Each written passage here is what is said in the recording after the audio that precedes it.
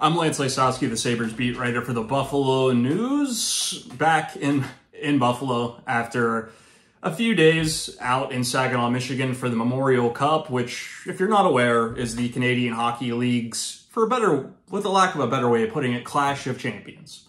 So there's the Quebec Maritimes Junior Hockey League champion, the Western Hockey League champion, the Ontario Hockey League champion, and of course, whomever gets to host the event. This year it is the Saginaw Spirit, and typically whomever the host team is good. They put a lot of resources into building a winning team so they can actually be competitive at the event. Now, of course, Matt Savoie plays for Moose Jaw, first-round pick, 9th overall of the Sabres in 2022.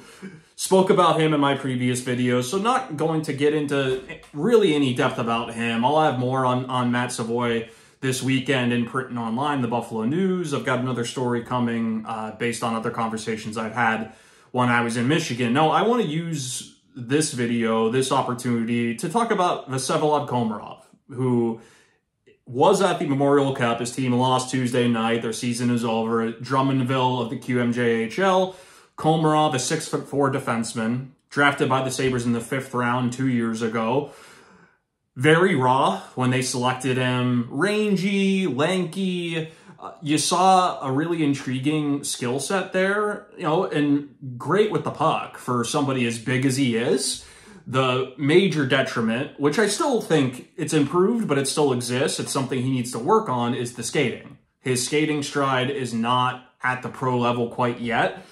I would even say that it's probably a hair below or behind Nikita Novikov, fellow Russian defenseman drafted in 2021, who's currently in Rochester. Had a really promising rookie year, somebody who's going to need multiple seasons, at least in Rochester, to develop into an NHLer. Now, Komarov, really fascinating. I wrote this story in the Buffalo News. You can see it in the Thursday paper, online as well. Really how the Sabres found Vsevolod Komarov. Now, he left Russia to play junior hockey in Quebec because he knew that this was going to be his best path to the NHL. We all know about the hurdles of a junior player in Russia getting to the U.S. Some of those guys get really stuck in Russia until their mid-20s. We're seeing it right now with Prokhor Poltapov, the Sabres 2nd-round pick in 2021, who's extremely talented, power forward, somebody that they'll be able to sign as soon as the spring of 2025, but there's a lot of limitations. You have a player over in Europe who there's challenges in terms of getting a development coach there, the conversations, there's communication barriers. So the fact that Komarov wanted to come to North America at such a young age, learn English, really did everything he could to have a strong grasp of it, which he does now. He's come a very long way. It was honestly really enjoyable to have a 10-minute conversation with him and get a sense of his personality. I spoke to Vsevolod at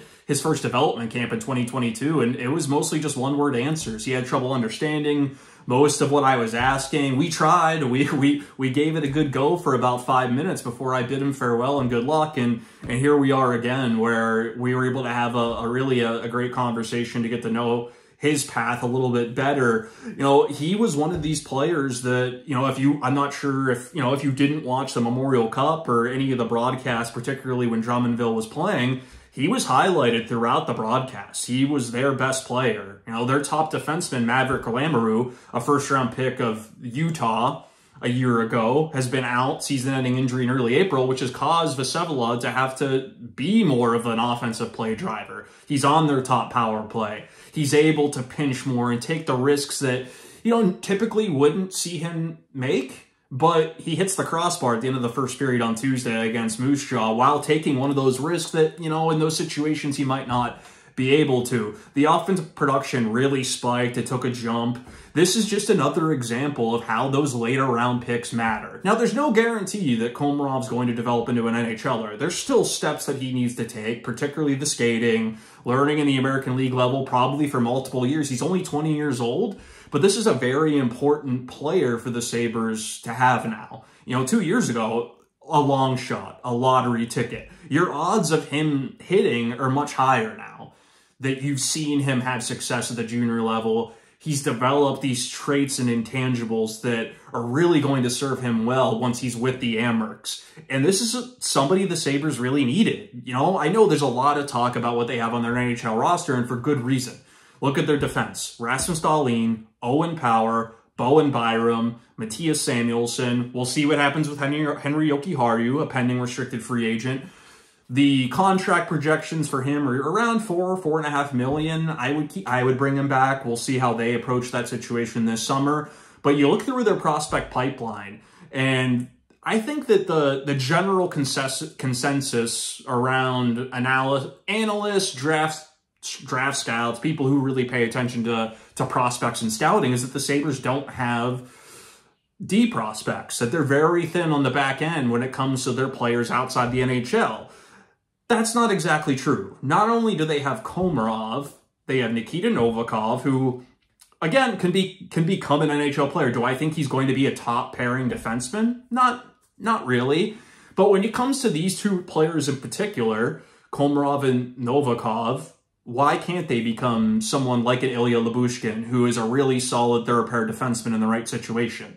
You know, with the ability to play up, perhaps. You know, not so much Lyubushkin, but there's other examples around the league that show how valuable it is. You can never have too many defensemen, but let's continue with this list here. Komarov, Novikov, Ryan Johnson, who was drafted in the first round in 2019, so he's very close to helping the Sabres. He played quite a few games in the NHL this year, helped in Rochester, needs to gain strength. There's certain areas of his game defensively that need to be ironed out, in my opinion, for him to be an everyday NHLer. I thought that they pushed him far too soon because Erik Johnson wasn't a fit this year. No, put him in Rochester, let him grow. But you look at the rest of the list. Norwin Panoka, 7th round pick in 2023, was on Germany's team at the U20 World Junior Championship, And of course, another lottery ticket, but a prospect that's at least intriguing, that you know, hey, maybe you got something here. You know, give it a few years, get stronger, a puck mover.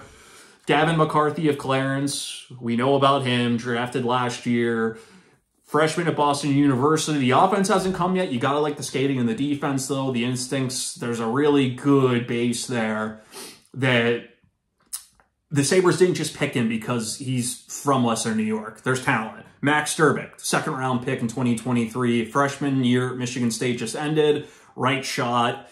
Still, when you got a player who's still in college, you're looking at a few years down the line. And he may need a few years in the American Hockey League after that. So no guarantees this is somebody who's going to be able to help you sooner than later. But when it comes to Komarov, and you look at, if he fixes the skating, there's no reason why. And I say fixes, this is going to be work. Now, and the thing about skating, you talk to scouts around the NHL, for other teams, even people who scout at the lower levels, suddenly we know that a player can fix their skating stride. It's been proven. Even Sam Reinhart put a ton of work into fixing his skating to the point where, no, he's not going to be that elite skater in the NHL, but he's going to be able to put himself in situations to score goals. Sam Reinhart had 57 in the regular season, and he's having a pretty good playoffs as well. So there is evidence there. We know they can do it. The coaching is there. The strength training is there. Komarov has started that process. But as he gets older, as he moves up the Sabres organization and gets into Rochester, you have more influence on his day-to-day in terms of strength training. You have more factors in your control, to where, as a team, you got to feel better about where you can take his development. Now, I see other areas of his game. You know, he can close on guys quickly despite the lack of speed. And a lot of that is hockey sense. He's a very smart player. Knows how to put himself in different spots. He's good on the breakout, which really reminds me of Matthias Samuelsson. Like, if you see these guys just walk off the bus, or in this case, step on the ice for the first time, you see the size, you think, there's going to be some limitations here. You're thinking throwback, defensive-minded blue liner who has trouble maybe moving the puck or just tries to rim it out and doesn't necessarily play that modern game. Well, Komarov does. He's really smart 5 to 10 foot passes. You know, is he going to be Rasmus Dahlin or Owen Power? Absolutely not. That's not the type of player that they need, though. They need a player with that skill set. There was a power play in the third period on Tuesday night where Komarov's trying to make a play on the left side of the blue line on the puck. There's a turnover that Moose Jaw creates on the penalty kill. Quick pass out to the neutral zone. Suddenly, one of Moose Jaw's forwards is in line for a breakaway. Well, Komarov was able to gain ground, make up for it,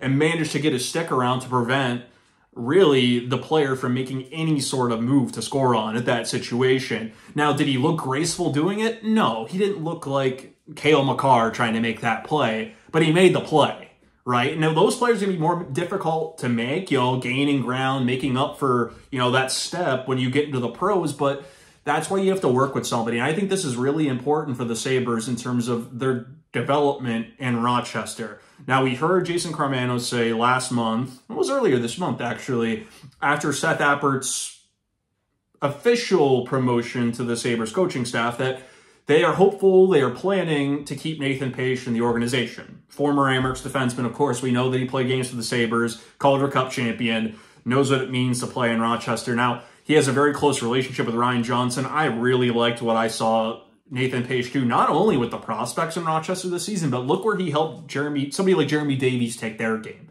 And to put someone like Komarov in that environment. And now it's a really ideal situation as well, because Komarov, he knows English, and he's never had a Russian teammate in his junior playing career. So he's been forced to be out of his comfort zone. He's not been in a silo with a few other Russian teammates. So if you put him in Rochester with the three other Russians, Novikov, Neutchev, and Kisakov, not only is Komarov going to have comfort there, but he'll be comfortable communicating with the coaching staff, other teammates. It's a big win for the organization right now. Now, of course, development's not linear. There are going to be struggles. Komarov's been really on a steep incline since they drafted him. Memorial Cup champion a year ago, QMJHL champion 2 years in a row, scored the game winner at the Memorial Cup last year to give the Remparts in Quebec their championship under Patrick Roy, of course. And QMJHL best defenseman this season, playoff MVP in Drummondville's championship run. He is an extremely accomplished junior hockey defenseman. And now we'll get to see how he stacks up in the American Hockey League. Patience is always important, especially when we're talking about a prospect taken this late in the draft who's more raw. I mean, I encourage you to read my story. I hope you do. Inside the scouting and drafting of Vsevolod Komarov is very interesting based on my conversation with Jerry Fortin, the director of amateur scouting. But there were flaws in Komarov's game that caused him to slip to the fifth round. Some of those have been ironed out and have helped him have success. Others, skating in particular, remain. And he's going to have to address those in order to realize his NHL dream. But when you're the Sabres, thin on the right side of your blue line throughout your organization, they got a lot of left-handed shots, particularly in that NHL roster. Plus, they have Ryan Johnson and Novikov on the left side. They needed one of these right-handed defensemen to hit.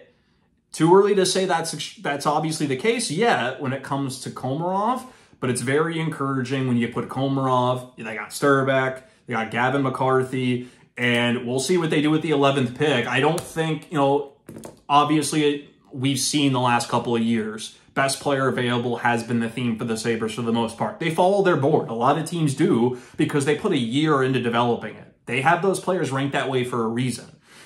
You don't draft based on need in the NHL, because when you do, that's when you end up running into some troubles. But in this case, they have followed their board, and they're going to have some very intriguing defensemen available to them at the 11th pick if they decide to stay and pick a player rather than trading it, which history tells us that is the more likely scenario than a trade with that pick, which obviously would make this a very interesting offseason in terms of how the Sabres go about improving their NHL roster for next season. I digress, though. So when you're looking at the defensemen that could be available at 11, I know these are also going to be projects. These aren't players that are going to help them right away, but you're looking at Carter Yakenchuk from the Calgary Hitmen of the Western Hockey League, somebody who's in North America already. The base of his game, physical, big, plays that modern game. He's going to be you're going to have an easier time signing him. Now, you have the CHL agreement with the NHL, which prevents him from playing in the American League regular season before the age of 20.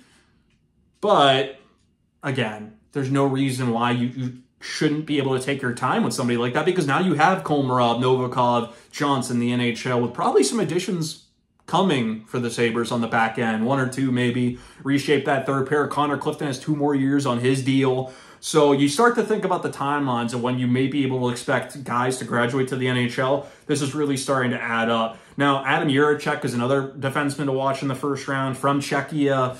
You know, the relationship with Kulich is going to be there. Not that that matters, but it's somebody that, this is a really great example. If you see a player like Jiricek, for example, has been around Kulich. Like, the Sabres know these guys who have connections to each other. They discovered Komarov because they had Viljami Marjala in their organization. They were teammates in Quebec.